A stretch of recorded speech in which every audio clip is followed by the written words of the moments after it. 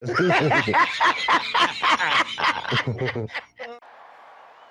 about them Cowboys? Angry Cowboys Fan. Born to battle.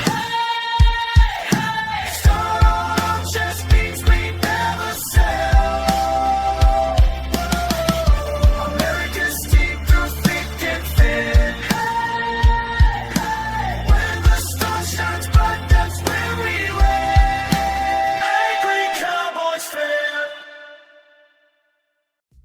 What's going on, Cowboys Nation and Angry Cowboys fans around the world?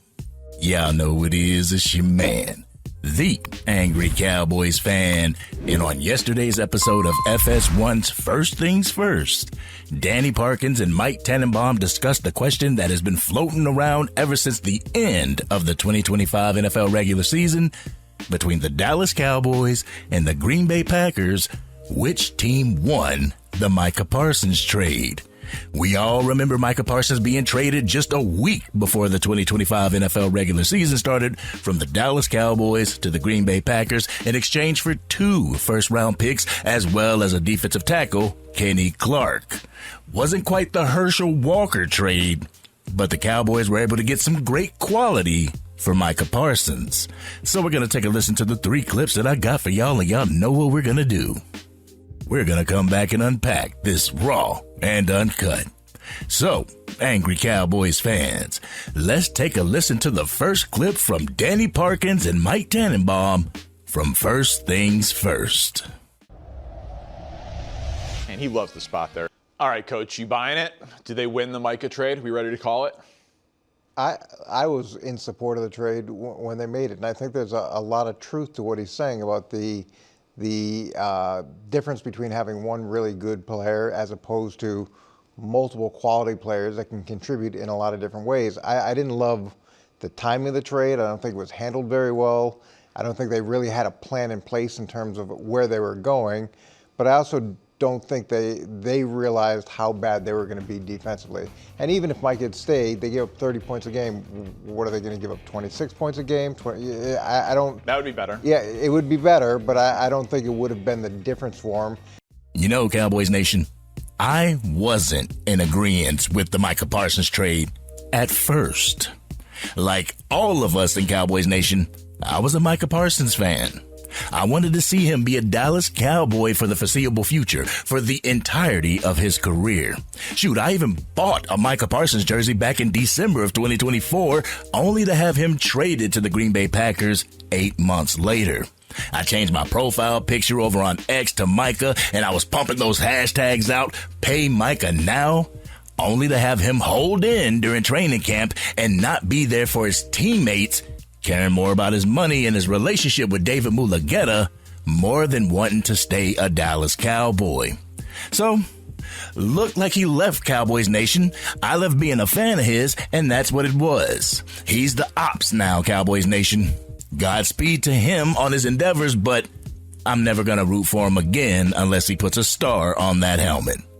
Now let's go ahead and jump into the second clip so we can hurry up and come back and talk about it. Roll that clip. Yeah, I think the interesting thing about the Micah discussion was his role in the running game and the idea that did he really have a designated spot, and that's problematic. He's dynamic and he creates problems, but he's not really in one spot. So you're constantly trying to figure out how to best maximize him, which is fine, which is good, but it's not like he was your traditional dynamic player that can play both the run and pass game. I understand your questions about Micah. I just think he is such a special pass rushing talent. We saw his impact on Green Bay when he was there, that when we put that graphic together, and let's just throw it up one more time if you don't mind, Christina, it is an impressive volume of names, but I still see it and I'm like, no one on that list is close to as good as Micah Parsons. And now if Malachi Lawrence ends up being an 8 to 10 sack a year player, then maybe it's a different story. But I look at that list and I say there's a lot of solid, there's some potential, but on the other side, there is superstar at premium position. I mean, it's no secret, Cowboys Nation.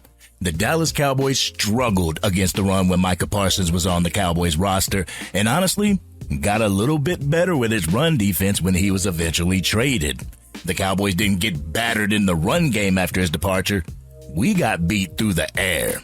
Some would say that wouldn't be the case if Micah Parsons was rushing off the edge, and hey, they may be true, but does this speak about Micah Parsons more than it speaks negatively about our Dallas Cowboys cornerbacks at the time? Now let's go ahead and jump into the third clip so we can hurry up and come back and unpack this raw and uncut. Yeah, but what's not on that list is the players that they were able to bring in with the money they saved from not signing Micah to. Well, some of that money $47 goes million. to Quinnen Williams. Some of it does, but there's a substantial, and Dallas is a pretty top-heavy roster anyways in terms with of Dak and CD. Yeah, the way that they pay their stars. So to have another to be top-heavy again on defense, at some point you just run out of resources. So if you're going to have the dynamic offense and the explosive offense, you're going to have to make adjustments other places, and that was the philosophy. Is we're going to go try to get a volume of guys. We don't have one hole. We have multiple holes. They were close to historically bad last season. Was it 35 points a game in the last 5 games? And that's problematic. So now you try to collectively improve that defense as opposed to say we've got one star and a bunch of other guys that we're hoping can rise up. Historically bad, Cowboys Nation. But Mike Tannenbaum was right. The Dallas Cowboys were able to take those picks from the Micah Parsons trade and really transform the defensive side of the ball. Now, just imagine if Micah Parsons was still on the team. The Dallas Cowboys would have won probably a couple more games, knocking us out of that 12th pick in the NFL draft, and we would have potentially held on to a fraudulent defensive coordinator in Matt Eberflus. But let's go ahead and dive a little bit deep into this, shall we? Y'all ready for this raw and uncut? Y'all ready? Let's get it. Get ready for the Angry Cowboys fans, raw and uncut. Keeping it real, they keep it real, that's real. You know, Cowboys Nation, I don't want to sound like a Micah Parsons hater or anything, but I will say this. The way he departed the Dallas Cowboys left a sour taste in my mouth. I won't speak for everybody in Cowboys Nation, but I will speak on the way I felt watching him lay on that medical table during a preseason game. I'll talk about the way he left his teammates abandoned while he worried about his own money while being under contract for his 5th-year option.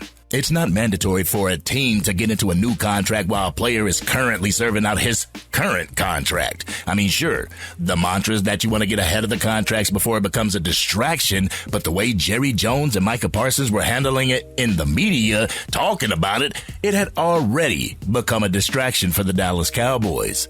Micah was out there talking about how he would take a discount to stay a Dallas Cowboy, how there was no difference between $30 million and $40 million. Jerry Jones was out there talking about how they had a handshake agreement. It was in the forefront of the media, and they were having a field day with it, taking all the attention off of where it should have been, and that's on our 2025 Dallas Cowboys. So many fans were under the impression that Micah Parsons was willing to negotiate with Jerry Jones to get the deal done, but from the outside looking in, it seemed as if David Mulugheta came in and deaded all negotiation talks, and Micah Parsons allowed it to happen. As if Micah is working for David Mulugheta and not the other way around. When Micah publicly requested a trade from the Dallas Cowboys, that was the knife in the back for me, Cowboys Nation. That told me that he didn't want to be a Dallas Cowboy and that he wanted off the team and away from the organization. Then, laying on the medical table, looking inconvenienced at training camp and during preseason, it really showed me that he was trying to force his way out of the star. And I won't relieve Jerry Jones of any responsibility either, Cowboys Nation. The way he conducts business with his top players should be investigated by the league. He should not be telling these players to get rid of their representation to conduct business with him and him alone. He shouldn't be able to groom these players to try and get a team-friendly deal without their agent being present. Bringing Micah Parsons into his office to talk about specifics when it comes to his contract numbers is dead wrong without his agent being present. This is what really sets the trade into motion, Cowboys Nation. It wasn't the fact that Micah Parsons requested a trade. It was because of the shady business practices of Jerry Jones while Micah and David Mulugeta decided to ask for a trade in the first place. So, out of spite, Jerry Jones sent Micah Parsons to the Green Bay Packers in exchange for 2 first-round picks and Kenny Clark. We all know that. The objective was to bolster the defense so that we would be able to stop the run more effectively. While the trade helped in that department, it left out our pass defense. It left them literally on an island, and the defense kept getting beat over the top. While talking heads talked about how bad the defense was for the Dallas Cowboys in 2025, I'm not hearing anything about the coaching staff on the defensive side of the ball. How the defensive coordinator had our defense playing a bend but don't break style of defense, and a majority of the 2025 season, it broke. The talking heads blamed blown coverages on the players while allowing the defensive coordinator to skate without responsibility. But when it comes to the 2025 season's ending, the Dallas Cowboys fired the person I feel was a huge reason why the Dallas Cowboys defense was historically bad, and they set out to turn the defense around. So, out of the Micah Parsons trade, the Dallas Cowboys were able to get Kenny Clark. They were able to trade for Quentin Williams from the Jets, 2 defensive tackles to strengthen that interior of the defensive front. They were able to manipulate the 2nd first-round pick to bring in Malachi Lawrence while gaining 2 fourth-round picks to draft Devin Moore and defensive lineman L.T. Overton. Not only were they able to land those players, but they were able to fire Matt Eberflus and hire first-time defensive coordinator Christian Parker to truly overhaul the defensive side of the ball. Some would say that the Dallas Cowboys dodged a bullet by trading Micah Parsons due to him suffering a severe knee injury, costing him the remainder of the 2025 season. So if the Dallas Cowboys would have extended him to the highest contract in NFL history for a non-quarterback and have him suffer a season-ending injury, it would have looked extremely crazy by Jerry and Stephen Jones to extend him. And you know, some fans of Cowboys Nation would have said that they extended them a little early. So, with the question that's being presented on First Things First, who won the Micah Parsons trade? I had to say that both parties involved won their respected trade. Micah Parsons wanted to be the highest paid non-quarterback in the league, and he got that from the Green Bay Packers. The Dallas Cowboys wanted to get more bang for their buck to help their defensive side of the ball, and I believe they got that as well. But I do think that Micah Parsons continues to show a little bit of regret when it comes to leaving the Dallas Cowboys the way he did. The way he speaks about the Dallas Cowboys, the way he stays in Dallas during the offseason, as well as time off from the Green Bay Packers. The look on his face when he actually came back, when the Green Bay Packers had to come to AT&T Stadium to face the Dallas Cowboys. I feel that Micah Parsons regrets going to the Packers, but can't just come out and say it because it would be a PR nightmare for him and his current team. And as of right now, there are just a few players remaining on the Dallas Cowboys defense that was on the defense while Micah Parsons wore number 11. Malik Hooker, Deron Bland, Marquise Bell, Slam Williams, Tyrus Wheat, Maurice Leofau, Josh Butler, and DeMarvion Overshown were all on the defense when Micah Parsons played for the Dallas Cowboys. Anyone who was close to Micah, they got traded. Also Digizua and Trayvon Diggs. The Dallas Cowboys have done their best to turn this defense around, and with the help of this past NFL draft, I believe they've done just that, meaning that they won their side of the deal. We still have yet to see if it works out on both sides, so as it stands right now, there's no definite way of saying that one side or the other won this historical trade. Nobody knows until this season plays out. But this has been your man, the Angry Cowboys Fan. Cowboys Nation, who do you feel won the trade between Micah Parsons and the Dallas Cowboys? Y'all know how we do. We always talk about it in the comment section. If you're digging this content and you want to help the channel reach its current goal of 20,000 subscribers, drop a like on this video, share with anybody that you know is a Dallas Cowboys fan, and if you're on your mobile device and you haven't used them up yet, make sure you hype this video.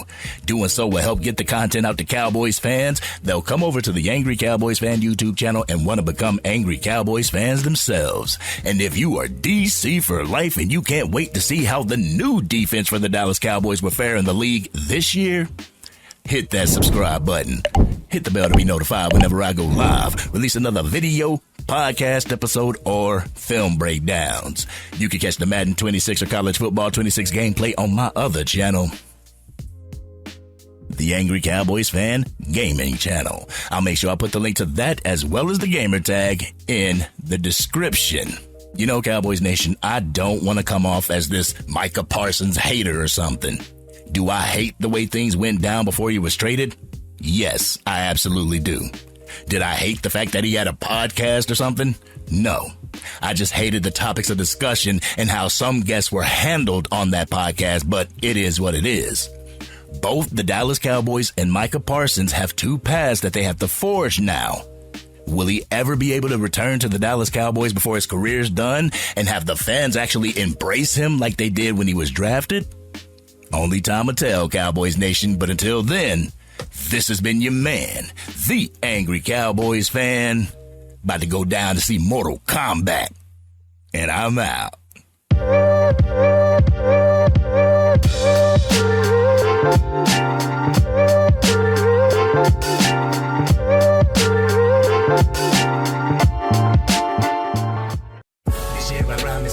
Dang, Angry Cowboys fan, you done made it through the entire video.